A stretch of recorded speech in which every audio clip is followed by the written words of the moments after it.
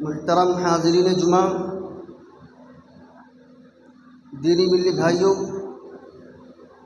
تمام قسم کی تعریف اور تمام قسم کی توصیف اس اللہ رب العالمین کے لیے لائق و سزاوار ہے کہ جس نے ہم سب کو اس دنیائے فانی کے اندر پیدا کیا اور پیدا کرنے کے بعد ہمیں یوں ہی بھٹکتا ہوا لاچار نہیں چھوڑا، بلکہ ہماری رشد و ہدایت کے لیے بہت سارے انبیاء کرام کو اس دنیا کے اندر بھیجا۔ درود و سلام ہو تمام انبیاء کرام پر، بالخصوص ہمارے آخری نبی جناب محمد الرسول اللہ صلی اللہ علیہ وسلم پر۔ محترم سامعین، آج کی اس خطبہ جمعہ میں میں جس موضوع کی وضاحت کروں گا وہ ہے توحید۔ توحید یہ دین اسلام کی بنیاد ہے۔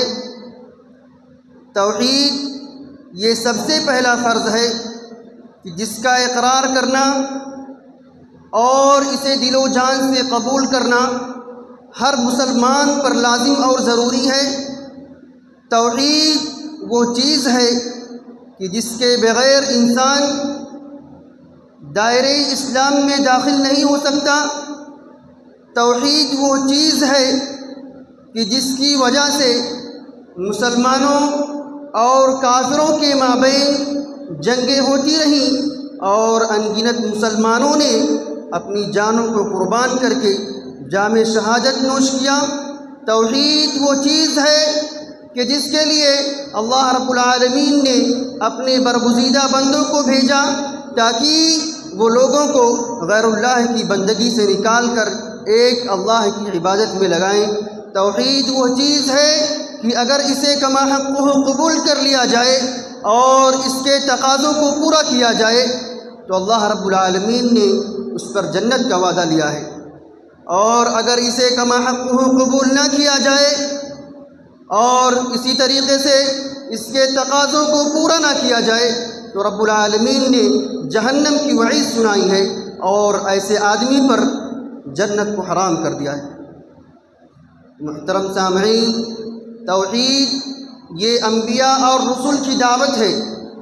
اللہ رب العزت نے انسانیت کی خیر و بھلائی کے لیے جتنے بھی انبیاء کرام کو اس دنیا کے اندر بھیجا، سبوں نے اپنی اپنی قوم کو اللہ کی طرف دعوت دی، اللہ کے توحید کی طرف لوگوں کو بلایا۔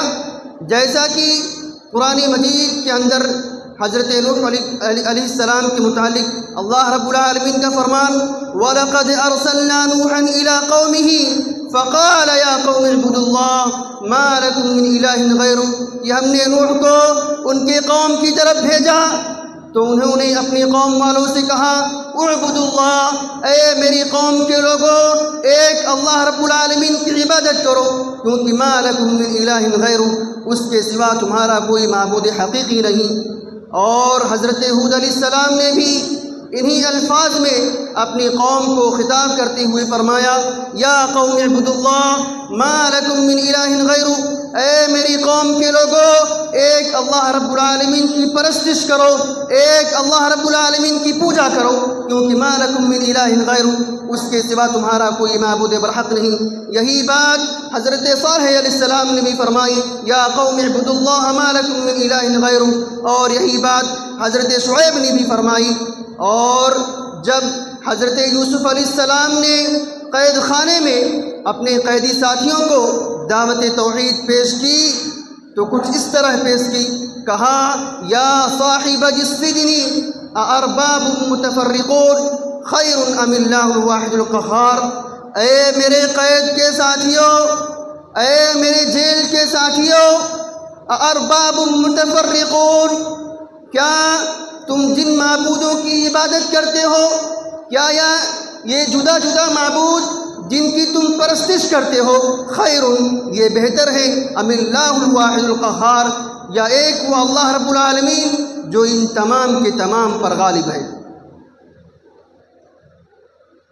محترم سامعین، ہم نے چند انبیاء کی دعوت کا ذکر کیا، ورنہ تمام کے تمام انبیاء کرام اسی دعوت توحید پر متفق تھے، جیسا کہ اللہ رب العالمین کا فرمان وَمَا أَرْسَلْنَا مِن قَبْلِكَ مِن رَّسُولٍ إِلَّا نُوحِي إِلَيْهِ أَنَّهُ لَا إِلَٰهَ إِلَّا أَنَا فَاعْبُدُونِ، کہ ہم نے آپ سے پہلے جتنے بھی رسولوں کو اس دنیا کے اندر بھیجا تو ہم نے ان کی طرف وحی کی کہ نہیں ہے کوئی معبود حقیقی مگر اللہ رب العالمین، لہٰذا تم میری ہی عبادت کرو۔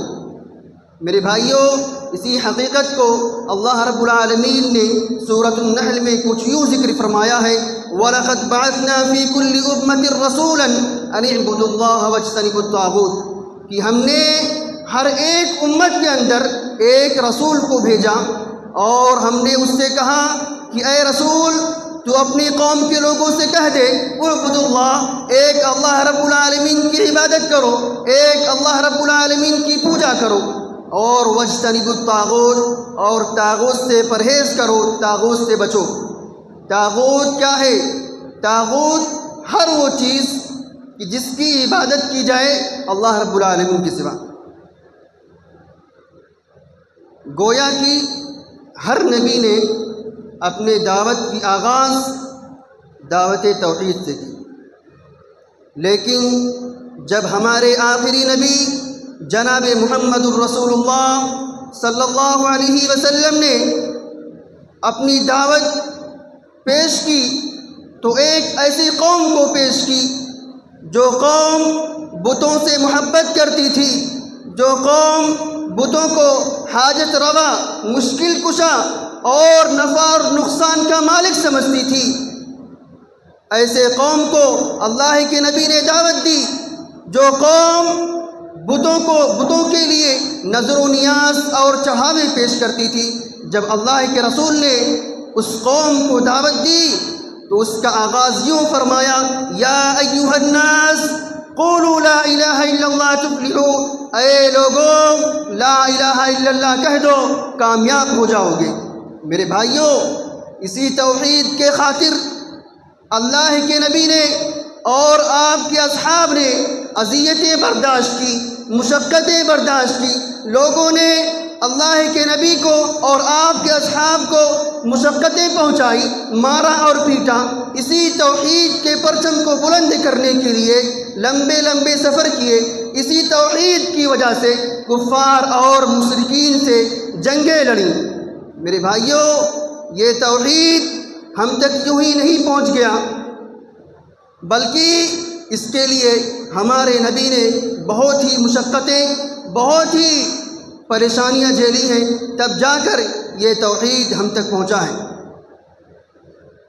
میرے بھائیوں، اسی طریقے سے جب اللہ کے نبی صلی اللہ علیہ وسلم نے حضرت معاذ بن جبل کو یمن کی طرف روانہ کیا تو فرمایا اے معاذ إنك لتأتي قوما من أهل الكتاب فادعهم إلى شهادة أن لا إله إلا الله وأني رسول الله، کہا کہ اے معاذ تم ایسی قوم کی طرف جا رہے ہو جو اہل کتاب میں سے ہے، یعنی یہود و نصارہ میں سے ہیں، تو تم ان کو جس چیز کی طرف پہلے دعوت دینا فادعهم إلى شهادة أن لا إله إلا الله، انہیں یہ بتلانا کہ نہیں ہے کوئی معبود حقیقی مگر ایک اللہ رب العالمین، اور انہیں یہ بتلانا کہ محمد اللہ کے بندے اور اس کے رسول ہیں۔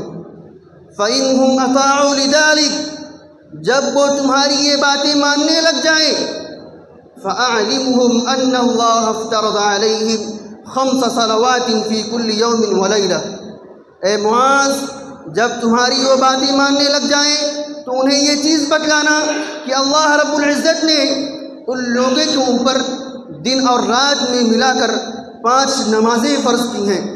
فَإِنْهُمْ أَطَاعُوا لِذَلِكَ، اے معاذ جب وہ نمازیں بھی پڑھنے لگ جائیں تو انہیں یہ بتلانا کہ ان اللہ افترض علیہم صدقۃ تؤخذ من اغنیائہم وترد فی فقرائہم، انہیں یہ چیز بتلانا کہ اللہ رب العزت نے ان کے اوپر صدقات کو فرض کیا ہے اور وہ صدقات ان کے مالدار لوگوں میں سے لیا جائے گا، ان کے مالدار لوگوں سے اخذ کیا جائے گا، فَتُرَدُّ فِي فُقَرَائِهِمْ، اور ان کے جو فقیر لوگ ہوں گے، ان کے قوم کے جو فقیر اور نچلے طبقات کے لوگ ہوں گے، ان لوگوں کو عطا کیا جائے گا۔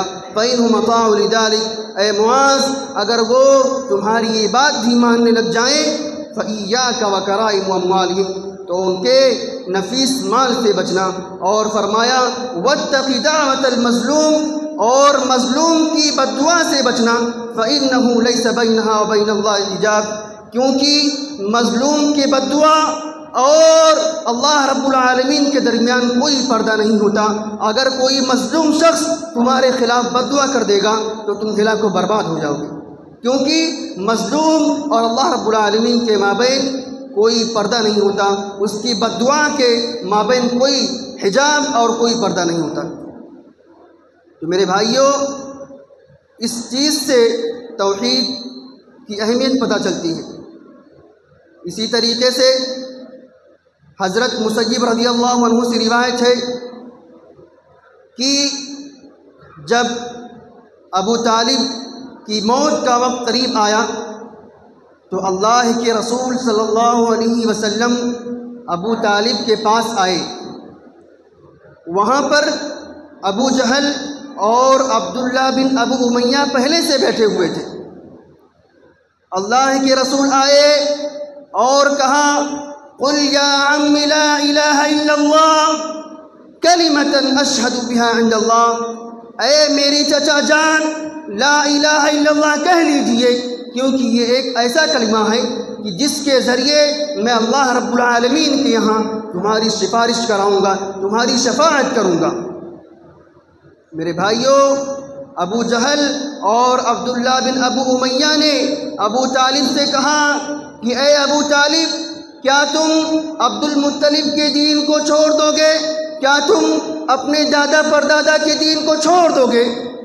لیکن اللہ کے نبی بار بار یہی کلمہ فرماتے رہے۔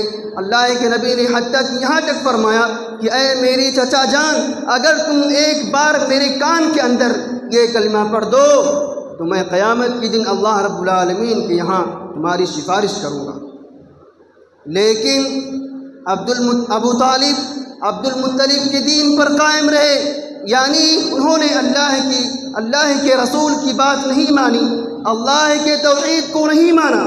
میرے بھائیوں، اس حدیث سے ہمیں ایک بہت ہی اہم بات معلوم ہوتی ہے، وہ یہ کہ ہدایت یہ اللہ کا کام ہے، نبی کا کام نہیں ہے۔ ہدایت دینا یہ اللہ کا کام ہے۔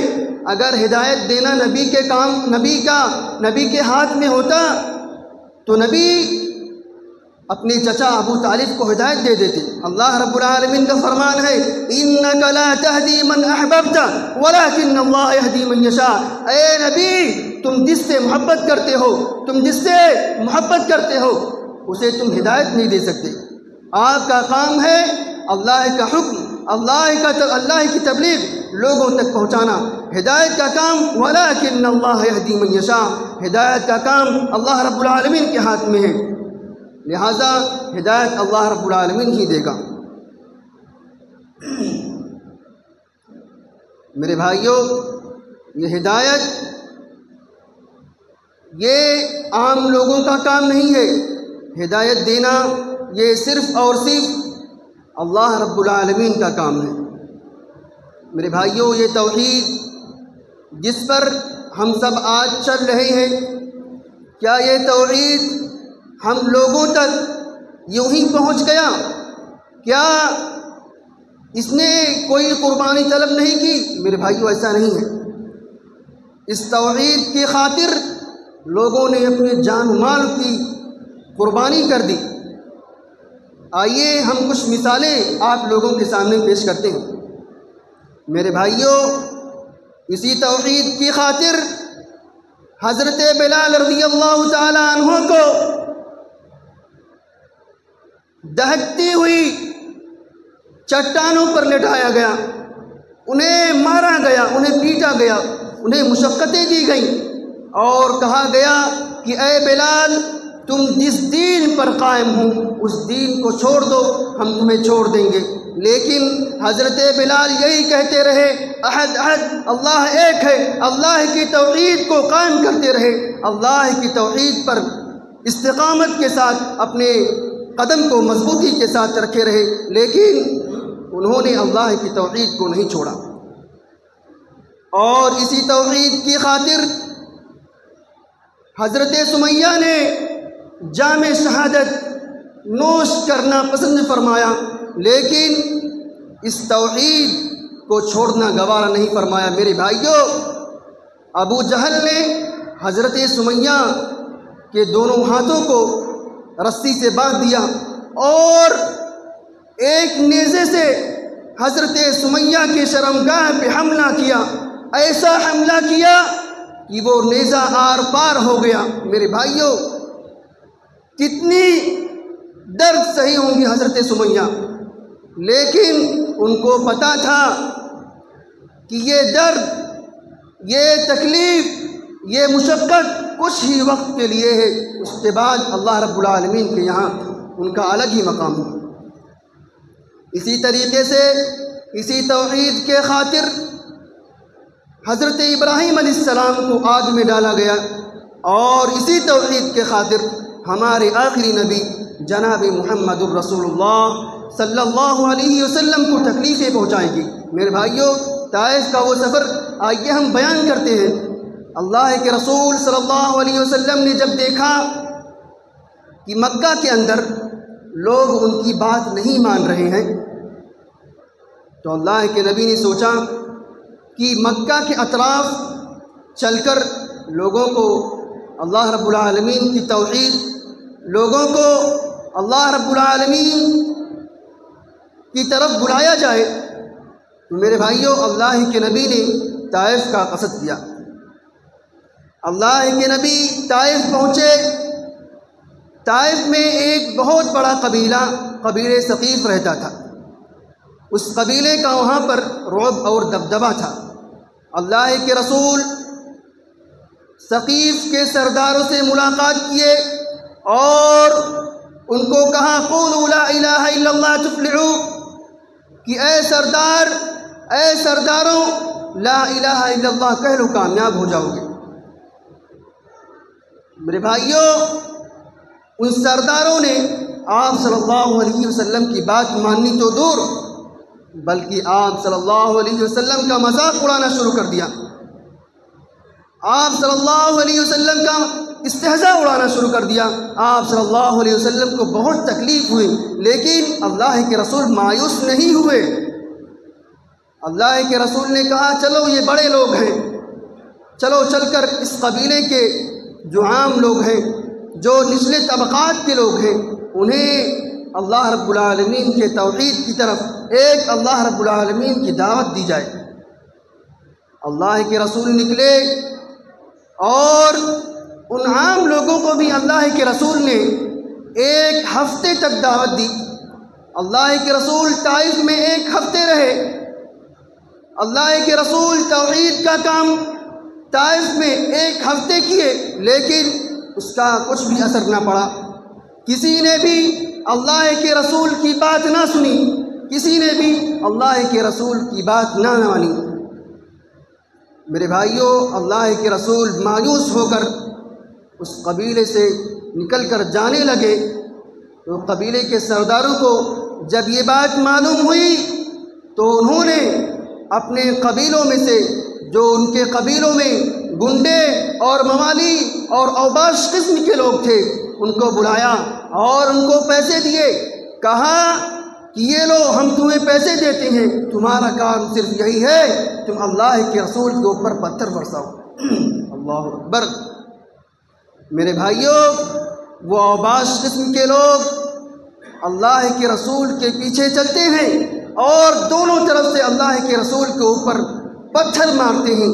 اللہ کے رسول کو پتھر سے مار مار کر لہو لہان کر دیا۔ میرے بھائیوں، اللہ کے رسول کے جسم سے خون ٹپک ٹپک کر آپ کے جوتوں میں بھر گیا۔ اللہ اللہ، یہ وہ نبی جو رحمت کائنات بن کر آیا تھا، وہ نبی جو لوگوں کے دکھ اور درد کو دور کرنے آیا تھا، آج اسی نبی کو طائف کے اندر پتھر برسائے جا رہے ہیں، اسی نبی کو پتھر سے مارا جا رہا ہے۔ میرے بھائیوں، طائف والوں نے اللہ کے نبی کو اتنا مارا کہ اللہ کے نبی اپنا ہوش و حواس کھو بیٹھے۔ جب آپ صلی اللہ علیہ وسلم کو افاقہ ہوا، آپ کو ہوش آیا، تو حضرت جبرائیل علیہ السلام آپ کے پاس آئے، لیکن حضرت جبرائیل علیہ السلام پتھر سے بچانے کے لیے نہیں آئے۔ کیوں نہیں آئے؟ کیونکہ اللہ رب العالمین کو اپنے نبی کے ذریعے امت کو یہ پیغام دینا تھا کہ اے لوگوں، تم پر بھی ایک ایسا وقت آئے گا کہ تم پر بھی لوگ پتھر برسائیں گے، تمہیں لوگ پریشان کریں گے۔ اور آج ہم یہ سب دیکھ رہے ہیں کہ مسلمانوں کو کس طرح سے موب لنچنگ کی جا رہی ہے، کس طرح سے مسلمانوں کو مارا جا رہا ہے۔ میرے بھائیوں، کہا کہ جب تم پر یہ وقت آئے گا تو تم اپنے نبی کی سیرت پڑھ لینا، تم اپنے نبی کی زندگی کو پڑھ لینا۔ حضرت جبرائیل آئے اور کہا کہ اے اللہ کے رسول، پہاڑوں کا فرشتہ آیا ہے، آپ سے اجازت طلب کر رہا ہے، اگر آپ اجازت دے دیں تو جو چاہیں گے وہ کر دے گا۔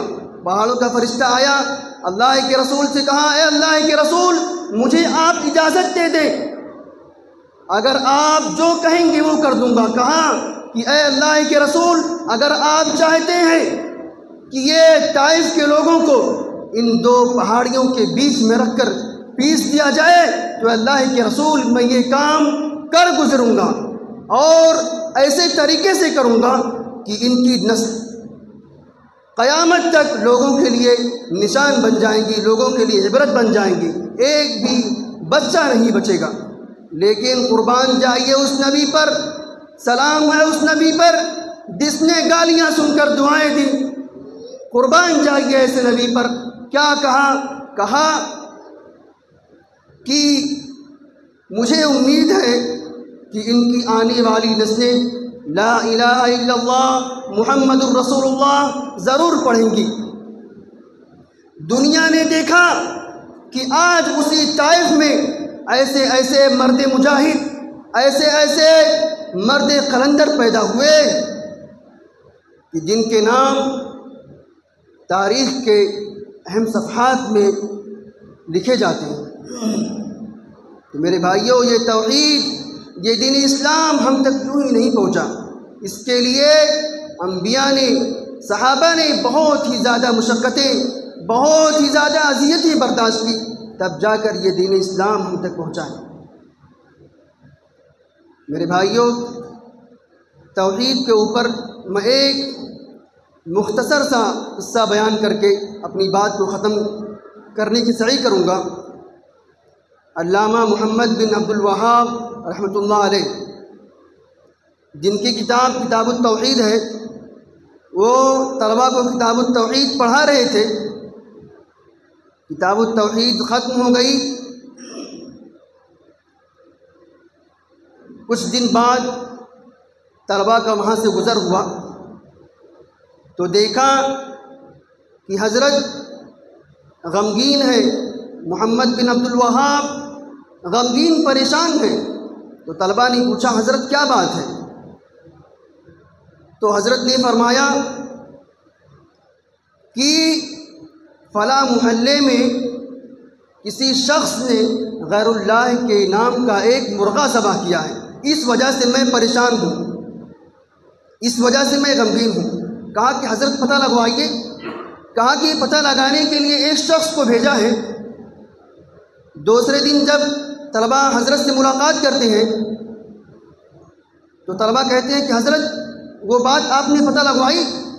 تو کہا کہ ہاں پتہ لگوائی، مگر یہ بات پتہ چلی ہے کہ اس آدمی نے غیر اللہ کے نام پر مرغہ ذبح نہیں کیا، بلکہ اس نے اپنی ماں کے ساتھ زنا کیا۔ اس پر طلباء غصہ ہو جاتے ہیں، کہتے ہیں کہ ایسے آدمی کو کاٹ دینا چاہیے، ایسے آدمی کو بوٹی کر دینا چاہیے۔ حضرت غصہ ہو جاتے ہیں، کہتے ہیں کہ تم نے توحید کو سمجھا ہی نہیں، لہٰذا تم کتاب التوحید کو دوبارہ پڑھو۔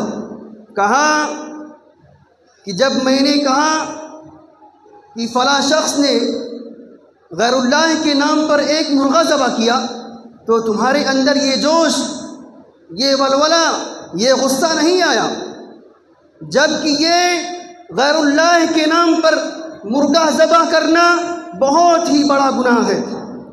وہ جس نے اپنی ماں کے ساتھ زنا کیا وہ تو معاف ہو جائے گا، گرچہ وہ توبہ نہ کرے، کیونکہ وہ گناہ کبیرہ میں سے ہے، شرک نہیں ہے۔ کہا کہ تم نے توحید کو سمجھا ہی نہیں، شرک کبھی نہیں معاف ہوگا۔ اللہ رب العالمین کا فرمان ہے ان اللہ لا یغفر ان یشرک بہ ویغفر ما دون ذلک لمن یشاء، کہ اللہ رب العالمین شرک کو ہرگز نہیں معاف کرے گا، ویغفر ما دون ذلک لمن یشاء۔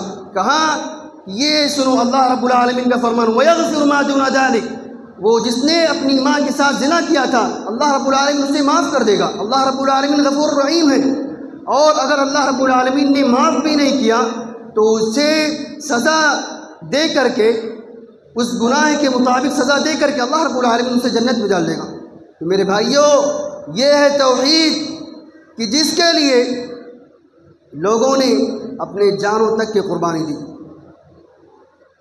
اب آئیے ہم اپنے معاشرے کا جائزہ لیتے ہیں کہ ہم توحید کو کتنا مانتے ہیں، توحید پر کتنا عمل کرتے ہیں۔ میرے بھائیوں، میں یہ نہیں کہتا کہ ہمارے معاشرے کے اندر موحدین موجود نہیں ہیں، الحمدللہ توحید پرست آج بھی ہمارے معاشرے میں اس دنیا کے اندر موجود ہیں، جن کی وجہ سے یہ دنیا قائم ہے۔ لیکن آج ہمارے معاشرے کا ایک ایسا طبقہ جو اپنے آپ کو مسلمان کہتا ہے، لیکن اگر اس کے عمل کو دیکھا جائے تو وہ کافروں سے بھی بدتر ہے۔ میرے بھائیوں، مشرکین مکہ بھی اللہ کی ربوبیت کا اقرار کرتے تھے، وہ مانتے تھے کہ اللہ رب العالمین ایک ہے، وہ مانتے تھے کہ زمین و آسمان کا مالک ایک ہے۔ قرآن کے اندر اللہ رب العالمین کا فرمان وَلَئِن سَأَلْتَهُم مَّنْ خَلَقَ السَّمَاوَاتِ وَالْأَرْضَ لَيَقُولُنَّ اللَّهُ، کہ اگر آپ کفار سے یہ سوال پوچھیں گے کہ زمین و آسمان کا مالک کون ہے تو وہ کہیں گے اللہ رب العالمین ہے۔ میرے بھائیوں، آج ہمارے معاشرے میں بھی ایک ایسا طبقہ ہے جو اللہ کی ربوبیت کو مانتا ہے، لیکن جو رکوع اور سجود، جو نظر و نیاز اللہ رب العالمین کے لیے تھے، وہ آج قبروں پر جا کر ان سے دعائیں مانگتا ہے، ان سے اولادیں طلب کرتا ہے۔ میرے بھائیوں، ہمیں چاہیے کہ ہم ان سب چیزوں سے پرہیز کریں، ان سب چیزوں سے بچیں، اللہ کی توحید کی طرف لوٹیں، کیونکہ یہی چیز ہمارے لیے اللہ رب العالمین کے یہاں سفارش کا ذریعہ بنیں گی۔ اللہ رب العالمین سے دعا ہے کہ رب العالمین تو ہم سب کو توحید کے مطابق اپنی زندگی گزارنے کی توفیق دے، آمین۔ اے اللہ رب العالمین، ہم لوگوں میں جو بیمار ہیں اللہ رب العالمین تو ان سب کو شفائے کاملہ عاجلہ مستقرہ عطا فرما۔ رب العالمین، جو لوگ بے اولاد ہیں رب العالمین تو ان کو صاحب اولاد بنا۔ اے اللہ رب العالمین، جو لوگ دنیا سے جا چکے ہیں رب العالمین تو ان کی مغفرت فرما۔ رب العالمین، جو لوگ مقروض ہیں رب العالمین تو ان کے لیے ان کے قرض کے ادائیگی کی کوئی راستہ نکال دے۔ رب العالمین، جو ہم نے کہا جو سنا رب العالمین ان سب باتوں پر عمل کرنے کی توفیق دے، آمین۔ وآخر دعوانا ان الحمد للہ رب العالمین۔